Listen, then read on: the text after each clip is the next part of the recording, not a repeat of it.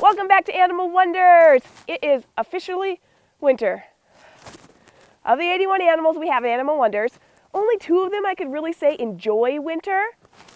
Hint, hint. More on that later. 3 months ago I gave you some updates, and now I'd like to give you some new ones. Cavy had a respiratory infection, and it was being treated, and back in August it was actually getting better, but then we stopped the antibiotics and the boogers came back. So we had to re-look at it and try some other options. Our veterinarian, Dr. Shoni Card, she made a special order and she contacted our local compounding pharmacy, and we created an antibiotic that we hadn't used before on him. And after a 3-week dose, he was snot-free. Boogers were gone. Happy, healthy Porcupine. Yay! Rook the Raven continues his training, being comfortable being handled and on the glove. He was offered a role in a commercial film shoot, but due to the legalities of having a native bird in a for-profit commercial, we had to decline the offer. But pretty flattering, huh, buddy? We also had 2 animals leave us forever, and we had 2 new faces that joined the ranks of Animal Ambassador. Patches the guinea pig and Slither the Sonoran gopher snake both passed away in the last few months. It's really difficult when we lose an animal. Each one of them is so unique, and they hold a really important place in this world. Patch's absence left a lonely and confused chili pepper. He's a really social species, so he needed a companion. Now, guinea pigs are pretty prolific in the rescue world, so we quickly found a buddy for him. Welcome, Pickles! Pickles took immediately to Chili Pepper, and after a few weeks, Chili Pepper reciprocated the affection. We had a big hole left behind when Slither left us.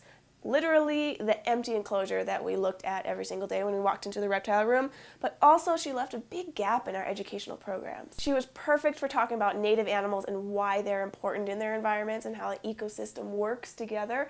She was also the perfect snake to introduce young people to the wonderful world of snakes. She was incredibly calm and docile. She was also a really impressive size, so they could really get the appreciation for snakes.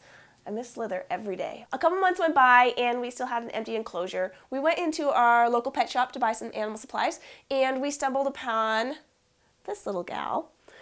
She had been dropped off with just a whole bunch of like a dozen other snakes. A guy had been collecting them and just dropped them off at the pet store. And so we said we could rescue one because we had one open enclosure.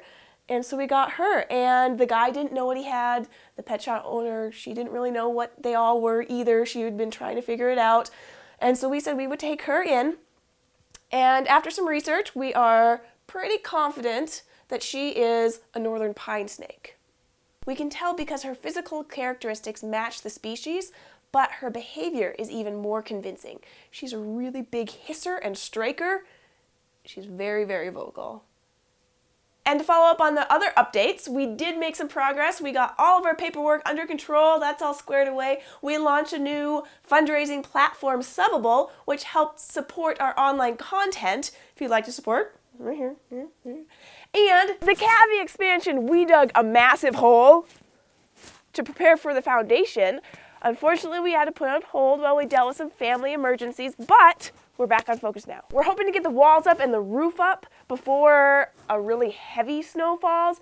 Otherwise, things like this are going to start happening a lot more, and we'll be in real trouble when spring rolls around and moisture really starts filling this area up. If you would like to help us hurry this project along and get it done before it's too late, you can help us reach our goal of $7,000 to complete the project, and we'll have a happy Cavy, and it'll all be great. The link is below. And the last thing I want to check in on are the foxes. In August, we took a look at Cass, the Arctic fox, and how his winter coat had just started to grow in.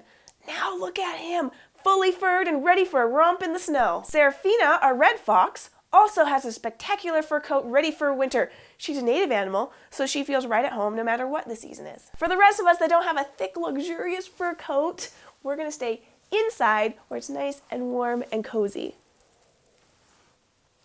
Thank you guys for joining us on this month's update. A special thanks to our Subbable subscribers and also our other donors for helping us create this content and also for providing continuing care for our animals. If you would like to support us and get some awesome perks in return, go to our Subbable page and subscribe. And if you would like to ask me any questions or leave any comments, you can leave your comments below, or you can find me on Twitter, Tumblr, and Facebook. If you'd like to go on an adventure with us every week, subscribe to our YouTube channel, YouTube/Animal Wonders Montana. Thanks, guys.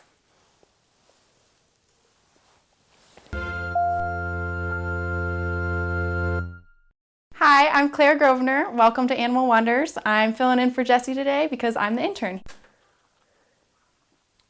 Hi, buddy. You guys, I need to show off Pickles, not you, buddy.